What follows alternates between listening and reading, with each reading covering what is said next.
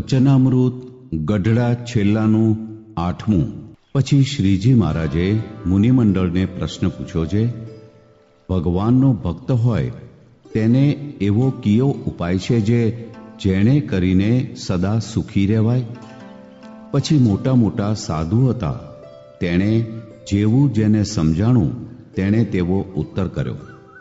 પછી શ્રીજી મહારાજ બોલ્યા છે, એનો ઉત્તર તો એમ છે જે ભગવાનના ભક્તને એક તો દ્રઢ વૈરાગ્ય હોય અને બીજો અતિશય સ્વધર્મ હોય, અને જેણે એ બે સાધને કરીને સર્વ ઇન્દ્રિયોને જીતીને પોતાને વશ કર્યા હોય, અને જેને ભગવાન ને ભગવાનના ભક્તને વિશે અતિશય પ્રીતિ હોય, અને જેને ભગવાન ને ભગવાનના ભક્તને વિશે અતિશય મિત્રભાવ વર્તતો હોય, અને જે કોઈ દિવસ ભગવાન કે ભગવાનના ભક્ત થકી ઉદાસ થાય નહીં, અને જે ભગવાન ને ભગવાનના ભક્તને સંગે જ રાજી રહે પણ કોઈ વિમુખ જીવની સોબત ગમે નહીં, એવા જે હરિભક્તના લક્ષણ હોય તે આ લોકને વિશે તથા પરલોકને વિશે સદાય સુખીઓ રહે છે. અને વૈરાગ્ય ને સ્વધર્મ તેણે કરીને જેણે પોતાના ઇન્દ્રિયોને વશ ન કર્યા હોય તો તે ભગવાન તથા ભગવાનના ભક્તને સંગે રહ્યો થકો પણ દુઃખીઓ રહે છે. શા માટે? જેણે પોતાના ઇન્દ્રિયો ન જીત્યા હોય તેને કોઈ ઠેકાણે સુખ થાય નહીં, અને ભગવાનની ભક્તિ કરતો હોય તો પણ જ્યારે ઇન્દ્રિયો વિષયમાં તણાઈ જાય ત્યારે તે હરિભક્તના હૃદયમાં અતિ દુઃખ થાય છે. માટે સર્વે પોતાના ઇન્દ્રિયોને જીતીને વશ કરે તે જ સદા સુખીઓ રહે છે. અને જેણે સર્વે ઇન્દ્રિયોને જીતીને વશ કર્યા હોય તેને જ વૈરાગ્યવાન ને ધર્મવાળો જાણવો. પણ જેના ઇન્દ્રિયો વશ ન થયા હોય તેને વૈરાગ્યવાન ને ધર્મવાળો ન જાણવો. અને જે વૈરાગ્યવાન ને ધર્મવાળો હોય તેને તો સર્વે ઇન્દ્રિયો નિયમમાં હોય અને તે સદાય સુખીઓ હોય.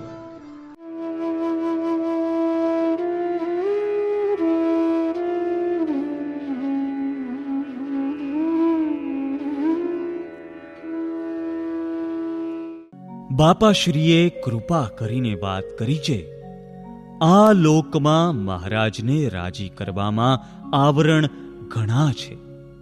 નાત જાતના, કુટુંબના, સગા સંબંધીના એ આવરણને તો જીવ બળિયો થાય તો ન ગણે, પણ પૃથ્વીના, જળના, તેજના, વાયુ અને આકાશ આદિકના આવરણ ભેદવા બહુ કઠણ છે. ત્યારે ઠાકરસિંહભાઈએ પૂછ્યું છે, બાપા એ આવરણ કેમ ભેદાય? ત્યારે બાપાશ્રી બોલ્યા છે, શ્રીજી મહારાજને તેમના મોટા મુક્ત જેને પ્રત્યક્ષ મળ્યા તેને એ આવરણ તથા બીજા અક્ષર કોટી સુધીના તમામ આવરણ ભેદાઈ ગયા એમ જાણવું. આવી વાત પોતાના બુદ્ધિ બળે સમજવી બહુ કઠણ છે.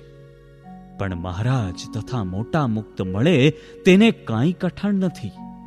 તે પ્રત્યક્ષ દ્રષ્ટિગોચર હોય કે પ્રતિમા રૂપે દર્શન દેતા હોય, અને આપણને કોઈ વાતની મૂંઝવણ થઈ હોય ને તેમને સંભાળીએ તો તરત દર્શન દઈ મૂંઝવણ ટાળી નાખે, અથવા મનમાં કોઈ શંકા ઉત્પન્ન થઈ હોય તે વખતે તેમને હેતે સહિત સંભાળીએ તો તે શંકા પણ ટાળી નાખે. ત્યારે એમ જાણવું છે, મહારાજ તથા મોટાએ મારી એ શંકા ટાળી. એમ સદાય તે તો પોતાના આશ્રિતની રક્ષામાં જ છે. એવા મોટા ને જીવના અનંત જન્મની ખબર છે, જેથી એ કોઈને અવળું પડે તેમ કે કરે નહીં. પણ કદાચ કાંઈ કહ્યું ને આપણે જાણીએ કે મારે વિશે તો આવું કાંઈ નથી, તો એ બીજા જન્મનું હશે એમ જાણીને મોટા મુક્તનું વચન સત્ય માનવું, પણ તેમાં તર્ક કરવો નહીં ને મૂંઝાવવું પણ નહીં. એવા મોટા મુક્ત મનુષ્ય જેવા દેખાય છે, પણ મનુષ્ય જેવા ન જાણવા. એ તો સદાય દિવ્ય જ છે. નર નારાયણ દિવ્ય મૂર્તિ સંતન કો વિશ્રામ. એમ એ તો સદાય દિવ્ય મૂર્તિ છે, અને શ્રીજી મહારાજના સંબંધને પામ્યા જે વસ્ત્ર, વાહન, પરિચર્યાના કરનારા સેવક, ખાનપાન સર્વે દિવ્ય છે, એમ મહારાજે વચનામૃતમાં લખ્યું છે. તેથી એમને વિશે ક્યારેય મનુષ્ય ભાવ લાવવો નહીં.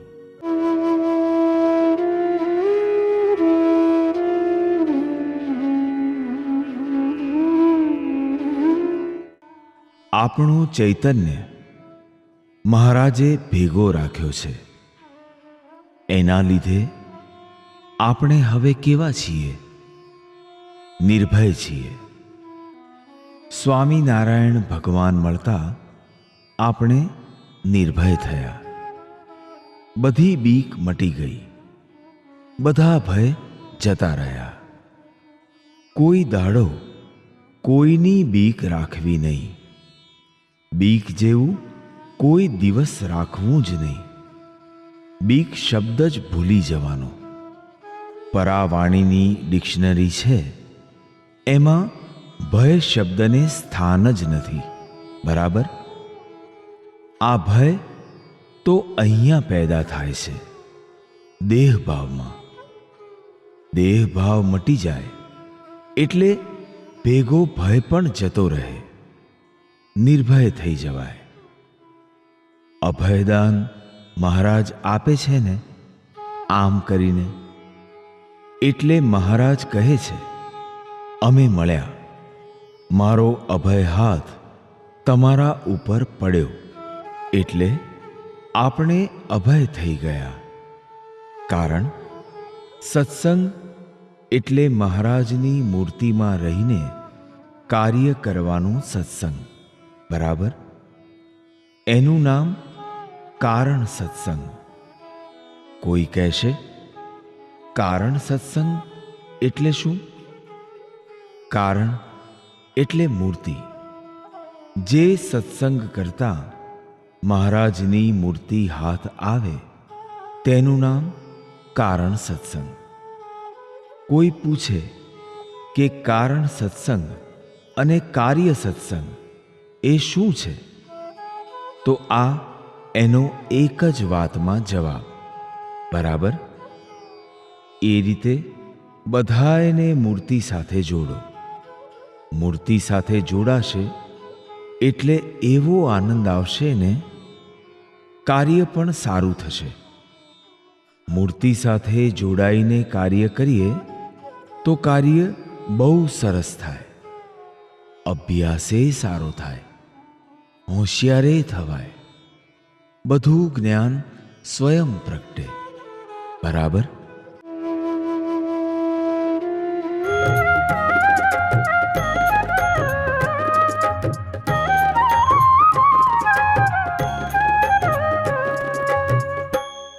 जगत में जीवना थोरा,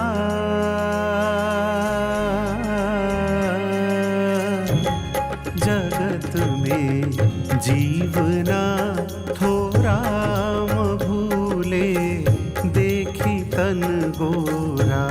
जगत में जीवना थोरा, भूले देखी तन गोरा। खड़ा शिर काल सावेरी, खड़ा शिर काल सावेरी, करेगा खाक की ढेरी। खड़ा शिर काल सावेरी, करेगा खाक की ढेरी, करेगा खाक की ढेरी। जगत में जीवना थोरा, भूले देखी तन गोरा।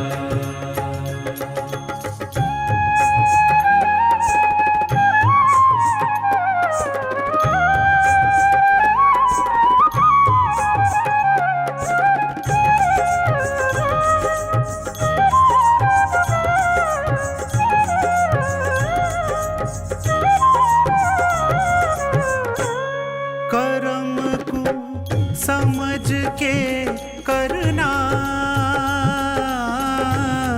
कर्म को समझ के करना, शिरे निज भारना भरना। कर्म को समझ के करना, शिरे निज भारना भरना, शिरे निज भारना भरना। कागद निकसत ही जब ही,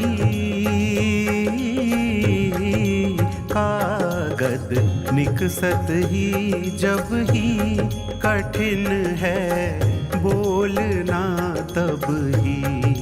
कागद निकसत ही जब ही, कठिन है बोलना तब ही। कागद निकसत ही जब ही, कठिन है बोलना तब ही, कठिन है बोलना तब ही। जगत में जीवना थोरा, मभूले देखी तन गोरा।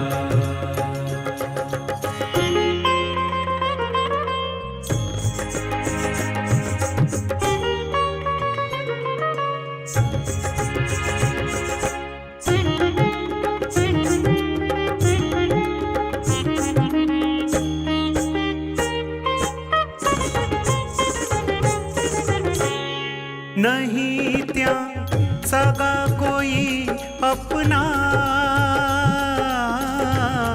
नहीं त्या सगा कोई अपना, गन की जाल में तपना।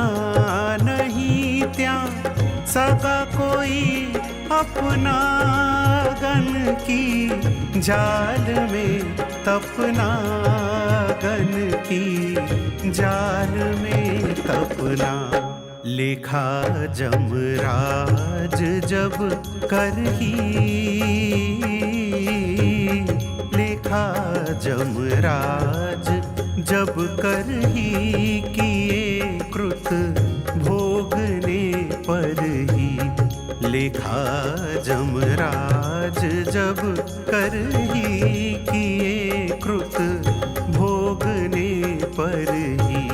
लेखा जमराज जब करही, किए कृत भोगने पर ही, किए कृत भोगने पर ही।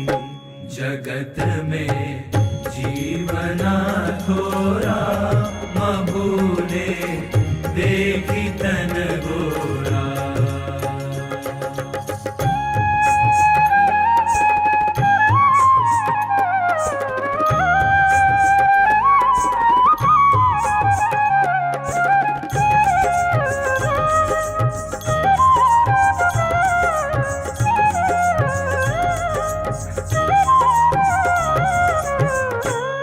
ब्रह्मानंद कहत है तुमको, ब्रह्मानंद कहत है तुमको, मदीजे दोष अब हमको। ब्रह्मानंद कहत है तुमको, मदीजे दोष अब हमको, मदीजे दोष अब हमको। पुकारे पीट के ताली, पुकारे पीट के ताली, जाएगा हाथ ले खाली। पुकारे पीट के ताली, जाएगा हाथ ले खाली। पुकारे पीट के ताली, जाएगा हाथ ले खाली, जाएगा हाथ ले खाली। जगत में जीवना थोरा, मभूले देखी देखी तन गोरा जगत में जीवना थोरा भूले देखी तन गोरा जगत में जीवना थोरा मबूले देखी तन गोरा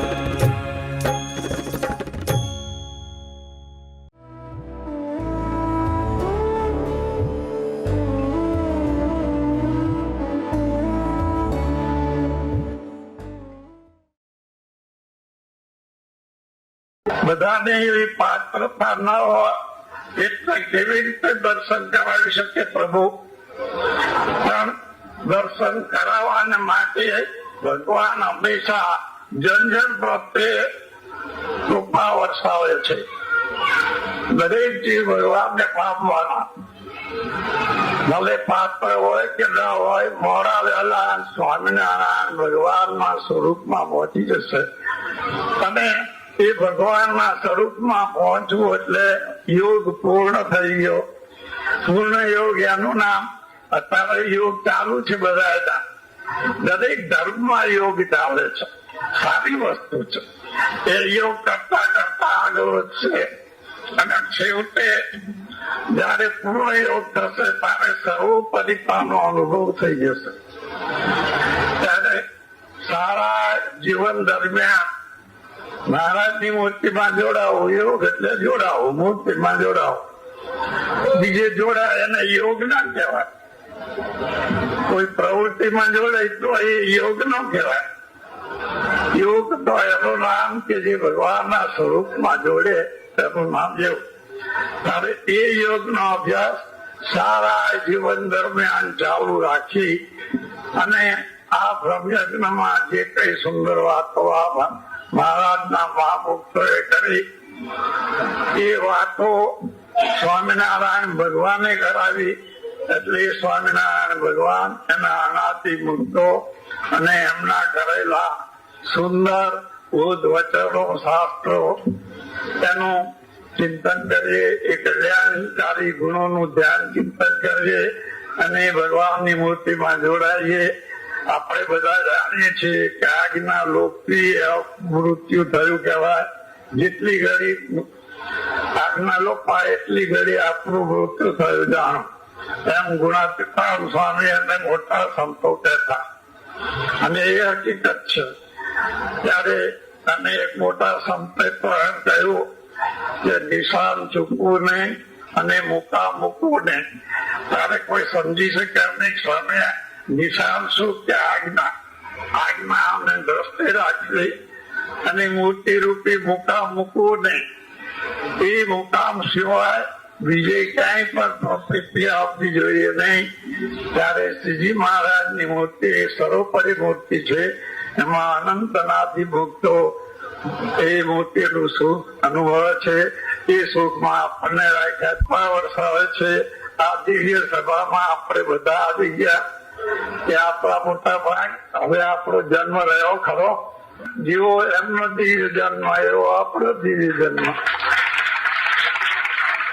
યોગ એટલે ભગવાનના સ્વરૂપમાં જોડાવો. એ યોગ તો સમગ્ર જીવન સુધી કરવો પડે. જ્યાં સુધી એ સ્વરૂપમાં નિષ્કલામ સામે ગાયું કે જલ તરંગ એકતા ન થાય ત્યાં સુધી યોગ ચાલવો જોઈએ ને. તો એ ચાલવા એ યોગ તો એક સરસ પ્રવૃત્તિ મળી ગઈ. આપણે આપણો કામ ધંધો કરતા કંટાળીએ છીએ, રોજ ભોજન કરતા કંટાળીએ છીએ. કોઈ દિવસ એમ નથી થતું કે આજ ન જમીએ.